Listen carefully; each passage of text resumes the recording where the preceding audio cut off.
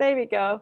Hi, everyone. I am Elif Köse. I'm a fashion designer, serial entrepreneur, and a business consultant who is on a mission to help women find their voice and create platforms where they can connect with each other. So today I have got Lauren Clemett here, who's going to join me from Australia, Eastern Australia. Is that right? That's right, Elif. It's lovely to be here. And I love what you're doing. It's such a powerful message and such a wonderful story. I'm so pleased to be part of it. Thank you. Let me tell you a little bit about Lauren. Lauren has over 30 years of experience in brand management, and she is the author of the best-selling practical guidebook that everybody needs in personal branding, titled Selling You, because we sell ourselves when we become a brand and entrepreneur. So she has won multiple international awards for the innovation and quality of her training programs and coaching. So that's fascinating.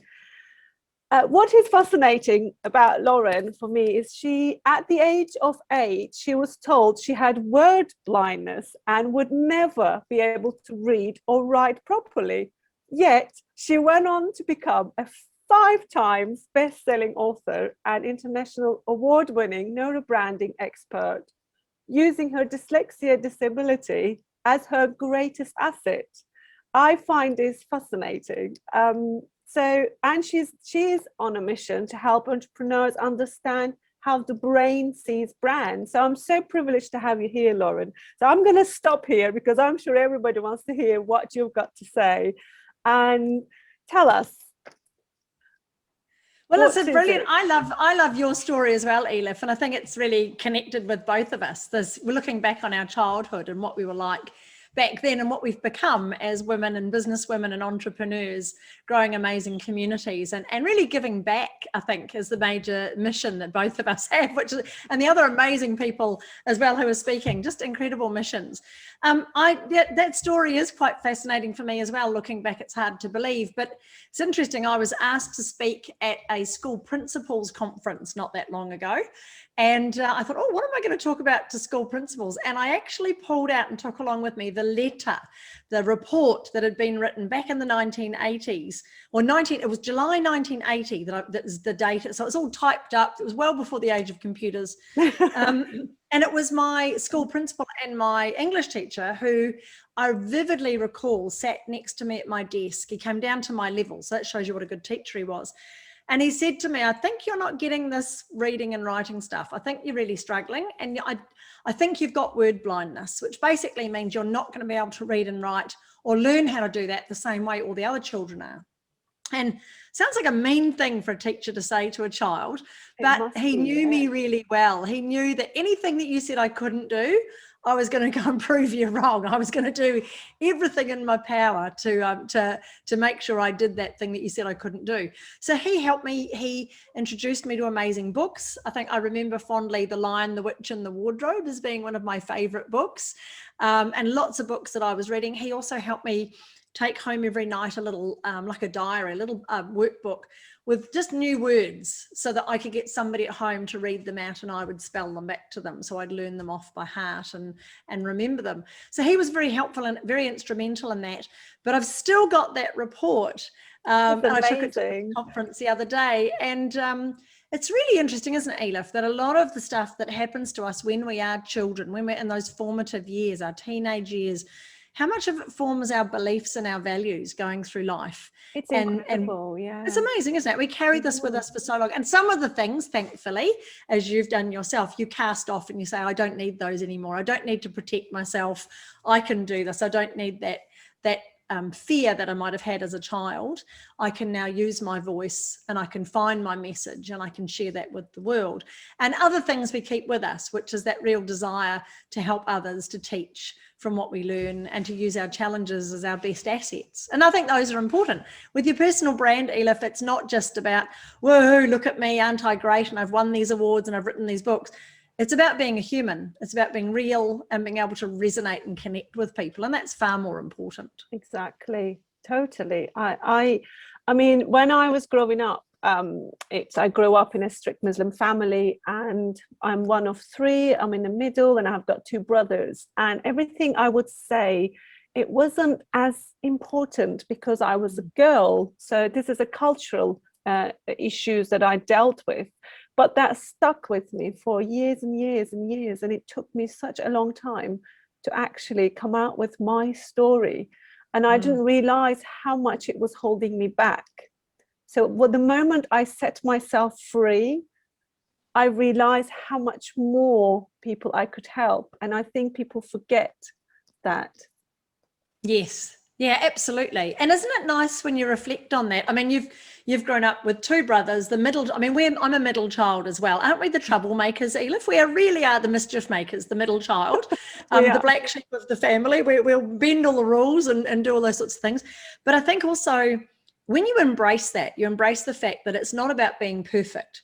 It's about being flawed and being prepared to embrace those things about our upbringing and the way that we are, so that we can thread them through our current brand and what we're doing. And I'm sure with what you're doing with your fashion design, encouraging people to have their own style, to stand out, you know, that's all come from this need to be an authentic person who's seen, heard and noticed and recognized. And it's a great part of your brand. So all of those things, I think it's important to factor the natural skills and talents that we have, that often, you know, those soft skills, they're not talked about. Everyone talks about, oh, you need to dress a certain way or act or behave a certain way. So much of it is about the core essence of our brand and what sits at the heart of our business. And that's far more, what I would call it's a more engaging way of doing business. The people can resonate, so they know what is it about. I mean, my branding, for instance, I give the choice to women what they want to wear. I design beautiful pieces every year for my collections, but I allow them to choose the color. I allow them to change the shape, because I wasn't given a choice as a growing up girl. So I want to give that power back, because I know how important that is. Yeah, that sense of self and confidence, and knowing that you're wearing something that you really want to wear, and having that ability. So hopefully, Elif, you are telling that story through your branding. You're sharing your background with your customers, and they're finding a sense of your passion for helping them be an individual. I think I'm doing it, but you are the brand expert. You tell me. Oh, I'm not going to review you in this one, not at all. But what I am going to do, I think one of the things that people really struggle with Elif, when it comes to positioning and putting together your personal brand, everyone talks about authenticity and your purpose and your passion and all these things we talk about today, but nobody really talks about how do I package that. So where do we start? Where do you start? I've got all these different things. I've got what I do. I've got my history. I've got the things I'm passionate about. I've got all the stuff all over the place. How do I pull it together? And I know I love Simon Sinek and the way he talks about the golden circle and the importance of sharing your why and sharing with your audience your passion and your core beliefs, and how important it is to have, as you say, a brand that connects. But he doesn't quite go to that next step, which is, okay, that sounds great, Simon, but how do I do it? How do I do it? How do I do it? So I went back through my background and where I grew up and I grew up in the country in a little place in New Zealand called Hunua, right out in the middle of nowhere, near a national park where there was lots of bushland, lots of forestry, and it's unlike European bush. It's very dense and there's vines and it's sort of subtropical. And you can get lost very, very quickly. Or we actually never called it lost. We always used to call it temporarily misplaced. We never said we were lost. But we used to spend hours in the bush, and we used to learn about looking after ourselves and how to, build a shelter or a bivvy. They used to call it bivouac, and how to find water and all those sorts of things. Just that was the way I grew up. I spent 9 years in that location in those formative years, sort of 8 to 16. I was there in that spot. So I was younger than that, 6 to 16. But anyway, so one of the tools that we used all the time when we were in the bush was understanding orienteering. And I don't know whether anyone's done orienteering who's listening to the summit today and who's on the calls and things. But basically you had two tools. You had a map and you had a compass. And independently, those two things are particularly useless. So you've got a map, but if you don't know where you are and you're lost, a map really isn't much use to you. You might as well light it and make a fire. Then again, if you had a compass, and I've got a compass here in front of me, that's quite useful because it tells you where north is, which according to my compass is right behind me. But if again, you're lost and you don't know do I go north or south, which direction do I go, because you don't have a map, again, a compass is particularly useless. You just know where north is now. But if you put the two of them together, and if you've done orienteering, you know you can do this very quickly. You can find the north on the map, you can line the map up, get the compass, and it'll tell you, right, now I know where I am, and I know which direction to go in to get out of trouble. So those two things, when I now bring that forward to personal branding, are the two most important things you can use to really plot your brand and pull all the stuff together. So your compass is pointing at your true north. So that's your core beliefs and your values and your purpose and your mission and who you want to help and why you want to help them and your natural skills and talents. That's your true north. And when you're an entrepreneur, you've got an entrepreneurial brain, which is really interesting. And I've also got my extra brain here today, just in case. Let's have a look. Brain. I love it. So I use this as a visual element because I want people to remember this. If you're an entrepreneur and you're thinking, why am I so scattered? Why do I have this, constant, oh my goodness, I've got so much going on. It's because you've got an entrepreneurial brain. And I want you to remember this. When a normal brain is operating, it has something in the amygdala, which is a very old part of your brain, called, the amygdala is your fear center. And it's like, I think Seth Godin calls it the lizard brain. It's like in the cave time. Yeah, caveman times. And it's like fight or flight. Do I go down this river? Do I eat these berries? It very much is there to keep you safe. And normal brains have that in a normal amygdala, and it basically tells people, don't do this, don't do that. You need to stay safe. An entrepreneur has basically overpowered that part of their brain. Because if you remember back to when you started your business, your brain was probably saying to you, you're mad. Don't do that. You've got to pay the bills. You've got a mortgage. How are you going to do this? You need customers. You don't have any money. You don't have any skills. Don't do it. Just stick with your day job and don't go there. As an entrepreneur, you basically overpowered your own fear center of your brain. And you said, nah, I'm going to do it anyway. I know it's going to be risky. I know there's fear, but I'm going to face that and I'll be fine. I'll manage it. So entrepreneurs have superhuman brains. They've got really big superhuman brains. The trouble is, as an entrepreneur, when you've overpowered that fear center, that amygdala, you've opened yourself up to more risk and you're more open to looking at opportunities, and you end up with the kryptonite. So you've got a superhuman brain, so therefore you've got some kryptonite. And the kryptonite for your brain is bright, shiny objectitis. And that's what takes you off your true north. So you know in your gut you should be doing this, and you've got goals and you want to be a leader in this space, or you want to achieve these things. But because you've got an entrepreneurial brain, you're noticing all these opportunities and you're sort of diving off in different directions and going down. You're telling my story. I'm on a journey now. As you talk to me, I am on a journey from beginning to where I am now. And I have done It's not like that, is it? It's like all over the place. Down the garden path and all that. How did I get here? And I should have said no. And so, so that's the entrepreneurial brain. All of us do it. And it's why, and the nice thing about having an entrepreneurial brain is you're very good at coming up with ideas.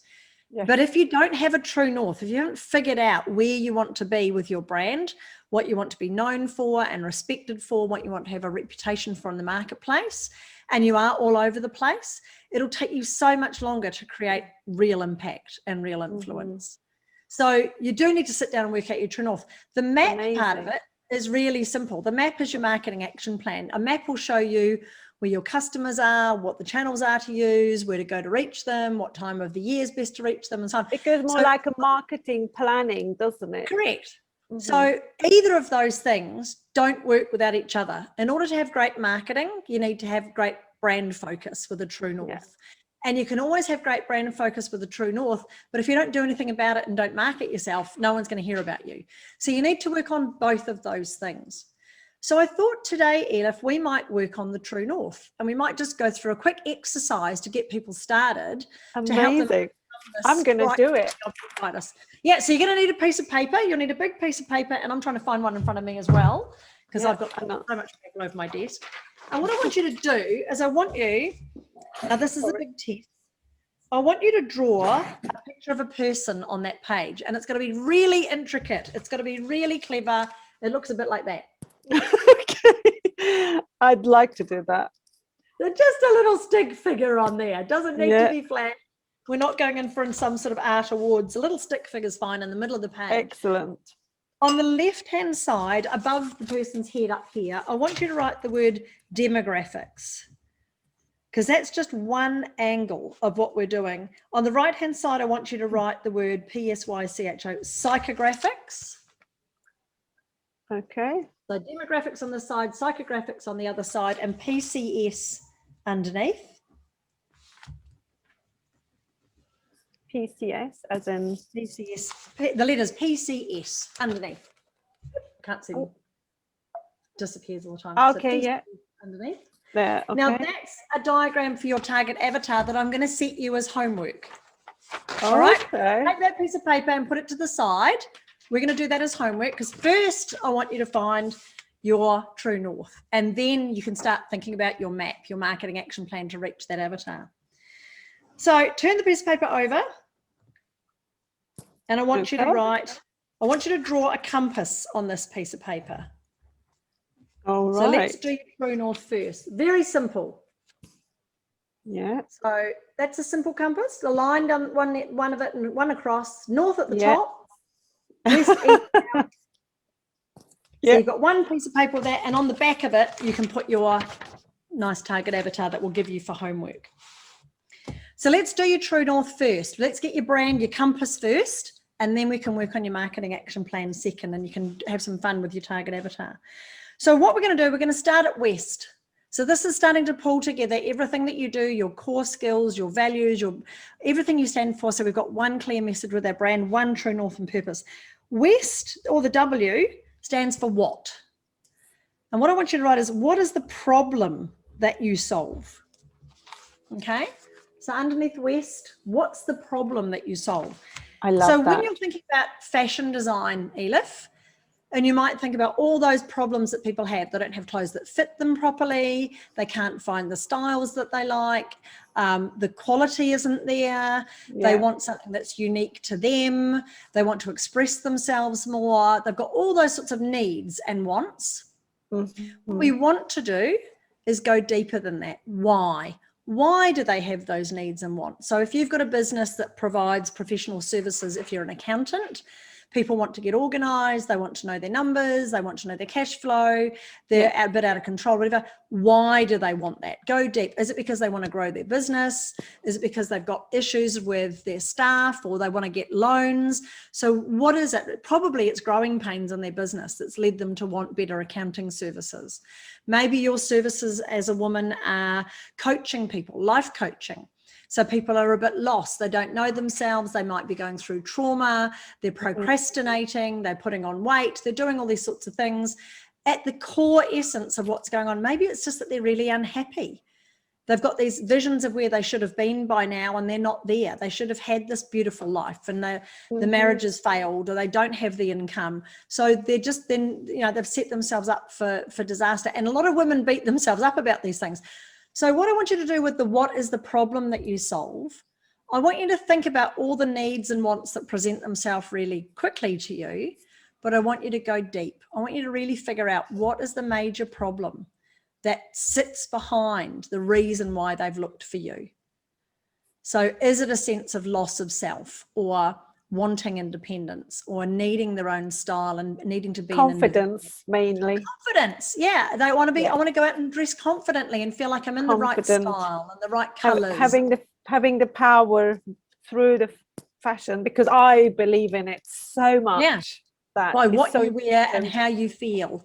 Absolutely. It reflects you. Without you speaking, you actually tell the world who you are, who you want to be. You can even tell people your ethnicity, your beliefs through your dressing. It's so powerful. Yeah, absolutely. So that whole idea of power dressing is more than just power dressing. It's about dressing up your confidence as well, and giving you that that zest for what you're doing, to be able to go out and do it with, you know, as much self-belief as possible. So yeah, so that's the core problem. So this takes a bit of work, but if you keep going down into the feelings and emotions behind the problem that you solve, it's a really good way of engaging with people. Because now, instead of just saying, I'm a fashion designer and this is what I do, it's, I help women have more confidence to look and feel amazing, and to step into any environment with total self-belief that they can do it, and to, you know, be an individual and have their own and feel comfortable. And so those are the sorts of words that your ideal client that you'll do later on as homework will resonate with. So yeah, so really think about that. Is it control? Is it ease? Is it self-belief? What's at the core essence of the problem that you solve? So homework is to go into that. Now we're going to slip over into EAST, and EAST stands for execution. And execution really is the how. So how do you execute that? What is your process or your unique ability or your approach that's quite unique to you? And Elif, the interesting thing is, if somebody's been doing this for, you know, 5 to 10 years, chances are a lot of that you do on autopilot, and you don't think about your process. You just, right, let's get into it and away we go. Yeah. So it makes it hard to explain what it is that you do and why someone should choose you. What makes you unique? Why pay more for you than for somebody else? Or why choose you? Out of all the other fashion designers or accountants or life coaches out there, why choose you? So if you've got a unique approach and a unique process, or some way of doing things that stands out, all of a sudden you've got a point of difference. And you can then write a book about that. You can enter an award to win awards for what you do. You can talk about it on your website. You can say, okay, great. Now you want to get started with me? Right. This is the process. I need you to do this, this, and this. And then I do this, this, and this. So that people know what they've got to do. And it's a real basic human need. You know, when you go shopping in a big supermarket or a big store somewhere, you know where to go to pay. So you've got to give people this process to say, right, first of all, we sit down and we talk about what you need, or we do a conference call, or we do a discovery session, however you want to call it. We do some research and we find out about each other. Then we map out what's going to happen next. So if you're an accountant, that might be, I'll then need to look at your books. I'll need access to your online platform. I'll need to see your cash flow.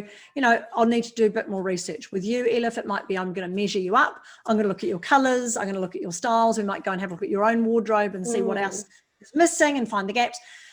And then there's another part of the process. So what I want you to do in the how is I want you to think about your unique process, your way of approaching this problem and how you solve it. And I want you to start writing it down as almost a numbered list so that you can start to really map out your unique approach to solving this problem. Yeah, because this is going to pull together all of your natural skills and talents, but also your expertise and what you've, you know, your qualifications and what you've been doing for years, your knowledge, your insight. And funny things happen when you do this. Often people do this process and they realize, oh my goodness, there are lots of steps and I never thought about it this way. And it's a great experience to do. Everybody should do it.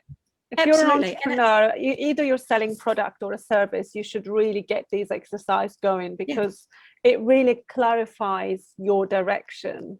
Definitely. And it sets you apart from others in your industry. That's the hardest thing when you sell a service, if you've got all those competitors out there. So, I mean, personal branding is all about your expert ease. It's about the things that you do with ease that other people find difficult. That's why they call it expert ease. It's easier to get an expert to help you do it.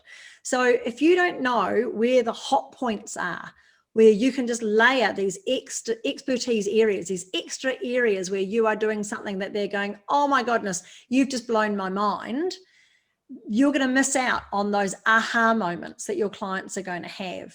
And that could be either when they're a prospect and you're trying to convert them into being a customer, or when they're a customer and you're trying to convert them into being a raving fan, or to upsell them, or to retain them as a loyal customer, or have them share testimonials with other people and refer people to you. You know, these little aha moments that they go, oh my goodness, I couldn't have got this from anybody else. You have done amazing things for me.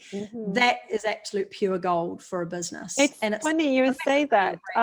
As a brand, I have started as a multi-brand boutique selling other products of other designers because of financial startup that I had, because I started my journey with £265 and nothing else. And all I had a great network of people. And like you were saying, I was in this way of, okay, I'm going to do this. I can make this. But I was so focused on doing and just being and surviving, I kind of lost my true north. And only recently, even though I was doing exactly what I'm doing right now solely, I was doing everything else, thinking that this is the way that I can survive. And I was taught that I should be multitask. And I thought that was the worst thing. I don't know if you would agree with me, Lauren. But Absolutely. I did to myself, multitasking has actually slowed me down. Yeah. It didn't save me money. I lost money by multitasking, not hiring the right people, not having a coach, not having... Absolutely. These are so important. This is why I'm so happy that you're here, because it's been like working with somebody, because the expert will ask you the right questions. Just like me, if you came to me, I'll measure your right parts of your body to make you the best fitting suit. So the next brand expert will ask you the right questions that you wouldn't even think about to find your true north. It's amazing. It's just fascinating. And I love that focus that you have. You know, focus stands for follow one course until successful. You know, that's the whole point. And it is hard because when you're running a business and all has fallen into the same trap, we've still got to put food on the table. You know, we've still got to look after our children and our families and so on. So you do fall into that trap of just saying yes to anything early on. But as long as you've got this plan of this is where I want to be, and the news is, and you're quite right, Elif, it's not an overnight success. It'll take 3 years for you to grow a personal brand that's at the point where you are getting work from referrals from people you don't even know. Yeah. So that 3 years is a long time to invest in building a brand. So if you don't do it right and you're all over the place, it's going to take you longer than 3 years. So you just need to make sure you've got, where do I want to be? What's the problem I want to solve? What's my unique process and how can I help people get there using my expertise in a particular process that they go, yes, I want this. And it's easy to repeat over and over again with new clients and new business customers and grow your business that way, rather than, as you say, trying to just do everything. That's saying that I've got, you know, trying to be everything to everyone. So write down your how, go through your process. What's your unique approach? Use Post-it notes if you need to, but go through. I know I did this once with a guy who was a video expert. He'd worked in film. He worked on Lord of the Rings. He was, you know, really, really good at his craft, and he wanted to be known as a great videographer. And so we went through this process, and I said, right, let's list down your process. What do you do? And what he was into helping people create their videos for their business. So their 2-minute show reel that would go out there and they could promote their business. So we numbered it all out. I think there were 21 things on the list. And it was all about finding out that person, their position, what their story was, what their brand was like. Were they then going to present from behind a desk, or were they going to be in a home location or on the beach? You know, what were they going to talk about? So what was the lighting going to be like? What were they going to wear? I think he didn't pick up a camera until about point 17 on the list. And I said to him, we can't position you as a videographer. That's just one of the things that you do. That's just one of your core skills. What you really are is a storyteller. And what you really do is you create a really good first impression. And that's what it's all about in business, is how can I create an impression so quick so that people want to work with me? And we rebranded his business. I think we called it Impression Pictures. I love that. And it was all about creating a first impression. So don't run into your process thinking, oh, I'm a fashion designer, therefore the first thing I do is I help create well, no, there's probably a massive process before that that you do. And if you've been doing it for 5 years or longer, there's probably little mini steps inside those steps and stages that you do naturally without thinking about them, because it's just second nature to you because you've been doing it for so long. It's like driving a car. You don't think about it. You just drive it. Yeah. So really take time to note down your process, and in there you'll find there's some things unique to you. because you would have found shortcuts or better ways of doing things over the years that are unique to your approach and your brand. So when you've done east or your execution, I want you to go down into south. And south's really easy. I want you to draw a line through south and turn it into a dollar sign. So south is all about value. So when we talk about explaining what it is you do and why people should choose you, it's really easy to talk about that problem. We quickly got into that, didn't we? What is our target audience? What do they really feel? What do they really need? Discussing the problem is easy. The next thing we talked about, okay, well, what's the resolution? How do you solve this? What's my process? That's easy. The thing we fail to talk about the most as business people, because we're not naturally entrepreneurs and marketing people, we fail to talk about the outcome. Yes. And the outcome what is do they get out of your service? Correct. What do I get out? What's the WIFM? Yeah. And how do I paint a picture for my ideal client so that they can imagine that outcome? So that even before I ask them to pay for my services, they're already getting their wallet out. That I want that picture. So if you think about it like this, being a pro, yeah, PRO, problem, resolution, outcome. So we've talked about the problem in West, we've talked about the resolution in East, now we're talking about the outcome. And I want to play a little game with us, Elif, tonight, because this is fun for using this thing. I'm going to prove to you how quickly this amazing brain that you have can paint a picture of an outcome. And you don't need to spend a lot of time explaining it. Just give people simple words that they can use and they will do it themselves. So I'm going to give you 2 words to think about. And everyone listening can do the same thing. 2 words. I want you just to think about those words. Let your brain do what it does. And then afterwards, I'm going to ask you some questions about those words. Okay? Okay. So the 2 words are bacon and eggs. Yeah. All right. So bacon and eggs. Your brain has done something. What did your brain see, Elif? I can see a breakfast plate. Nice. The bacon rashers hanging next to the eggs. And how are the eggs cooked? Upside like nice, fried and turned over. Yeah, sunny side up. Sunny side up. Yeah. Brilliant. We're probably now starting to feel a bit hungry. No, we're talking about that. I do actually. It's breakfast time for me. So. We're all starving now. So, did I tell you they were cooked? Did I tell you they were breakfast? Did I tell you they were nothing? I just gave you those words. So within milliseconds, your brain painted a picture of the outcome. Some people see a pig and a chicken, the origin story. Some people even smell the coffee. They can imagine their husband cooking breakfast for them or having breakfast in their favorite cafe. So everybody's brain works very quickly to paint the outcome that they want. If you're vegetarian, you might not have bacon, you might have something else. So if you fail to paint a picture of the outcome for your ideal clients, they will paint their own picture. And it might not be the picture that you want them to paint. So they might think, oh my goodness, Elif, that sounds expensive. Or tailor-made suits, I don't know if I can pull off a suit. I don't really have the figure for it. I need to lose some weight first.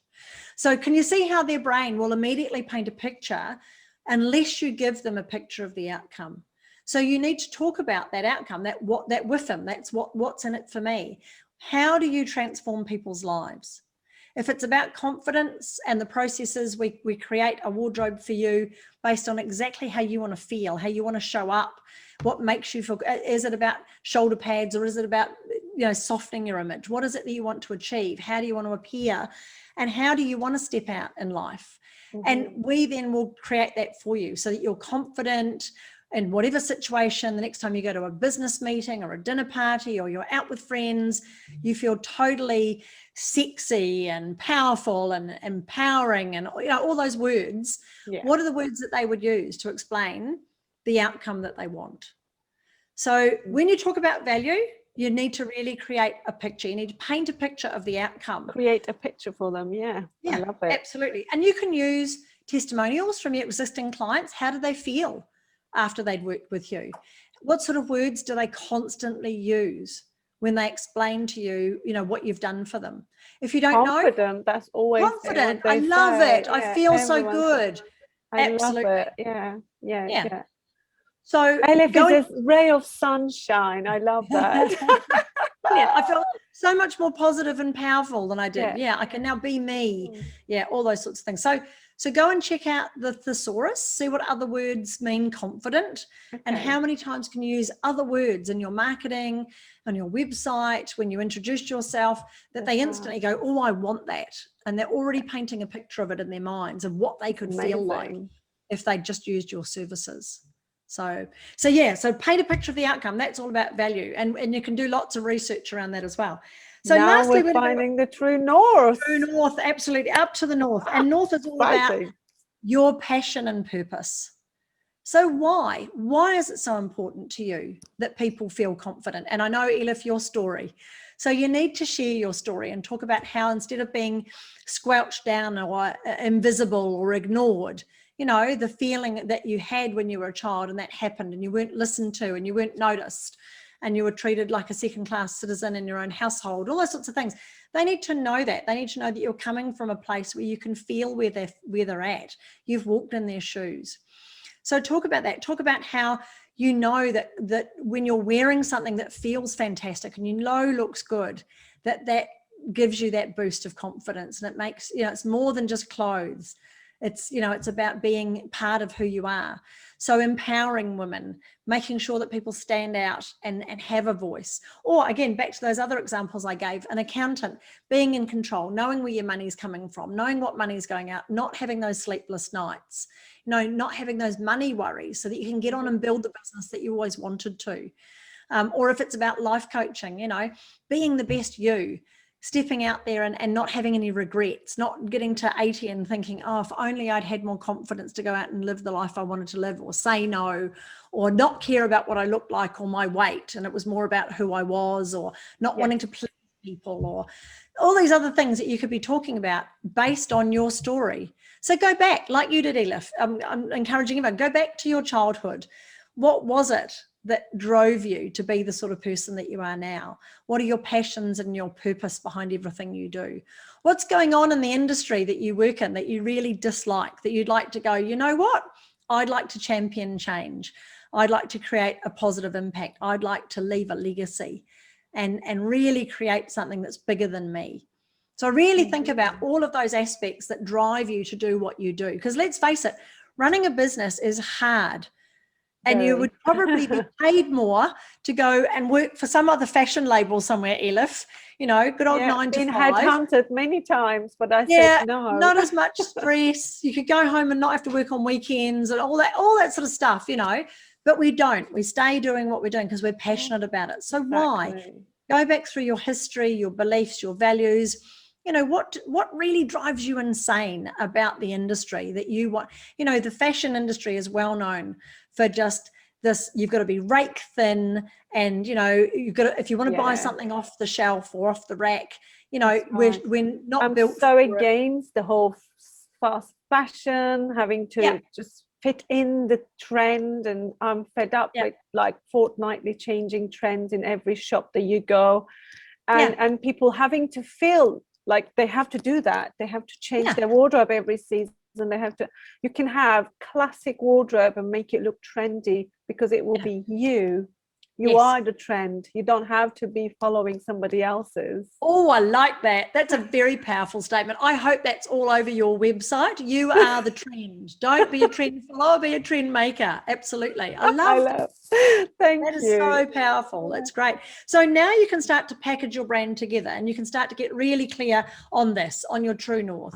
This is the problem I solve. This is how I do it. This is the outcome that people get when they work with me, and this is why. And it's a really simple way of putting all of that together. And now you can write your story. You can talk about you can go back and review your about page on your website, go and look at your LinkedIn profile and just see, am I saying these things? Are people going to be able to connect with me? And then you can do your homework and your demographics, psychographics, and PCS of your target avatar and go, right, now that I know me and I know my personal brand, how can I create a marketing action plan, a map to hit the right audience? Who are they? Where do they live? What do they do? What are their pain points? Why do they, that's the demographics. What are their feelings and emotions and behaviors? And, what are they saying to themselves and their minds and to themselves about where they are? That's the psychographics, their beliefs and their values. And the PCS is their personal communication style. How can I resonate and engage and interact on a level that these people just say, oh my goodness, you know me, you get me, I like you, I want to do work with you. I love it. And that part of it is all in here. Right. Like I said, everybody has to have one of these books. I'm telling you. I'll put the link on the video notes below when I share these. So absolutely. But it's on Amazon, so you can download it. You can read it on a Kindle, or I can send them anywhere in the world from Australia. They are on my website, but you might as well just grab it on a Kindle. Selling You, it's called. And it's all in there. The True North is in there. Your target avatar is in there. And there's a load more around how to package your brand, but more importantly, how to really get out there and create some impact. This is amazing. I feel so lucky to have you, and your knowledge is much appreciated. Thank you, Lauren.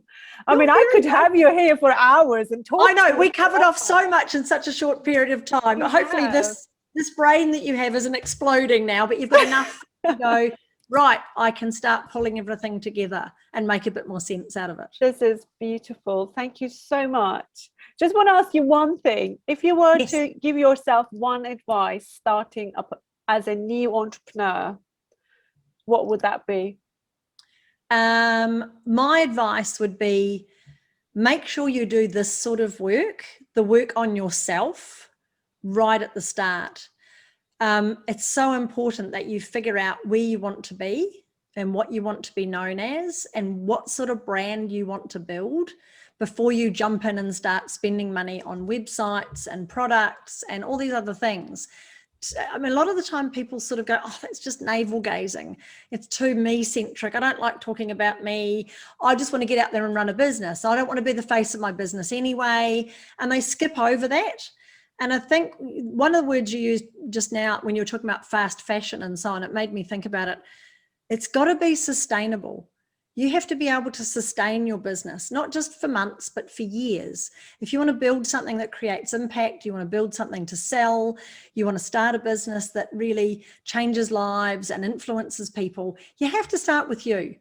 You have to decide what it is that you want to be as a brand and how you want to show up in this world. Then you can start making some decisions about what sort of business you want, what platforms you want to be on, who you want to support you, who your customers are going to be, what sort of services you sell, what sort of products you make. All those things come later. Spend some time making sure that you are doing what you love. It's so important. Awesome. Oh, this is brilliant. Thank you, Lauren. You got amazing information here, everyone. It's just golden nuggets, lots of it as well. So for someone who's starting or who's already been in business, just like myself, that it can sometimes take a long time to find your true north because you're so busy trying to make a living out of your business. Absolutely. But the moment you establish that, let wonders to happen, because it does. It's fascinating. So I just want to say thank you for being here, Lauren, and I will be sharing these on our group. So thank you so much. Awesome. I love it. Thank you so much for having me.